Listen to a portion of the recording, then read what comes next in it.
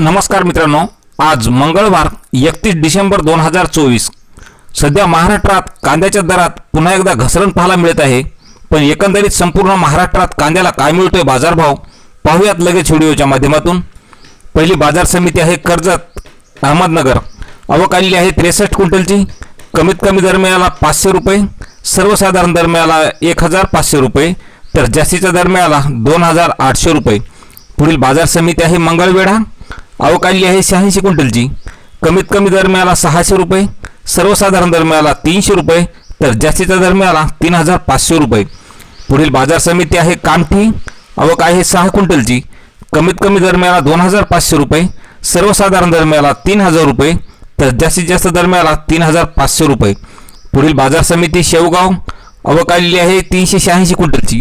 कमीत कमी दर मिळाला 2500 रुपये, सर्वसाधारण दर मिळाला 2750 रुपये, तर जास्तीचा दर मिळाला 3500 रुपये. आणि शेवटची बाजार समिती आहे पिंपळगाव बसवंत. आवक आलेली आहे 17291 क्विंटलची.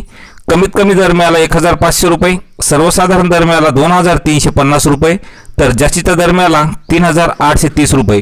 शेतकरी मित्रांनो, असेच बाजारभाव पाहण्यासाठी चॅनलला सबस्क्राईब करा. धन्यवाद.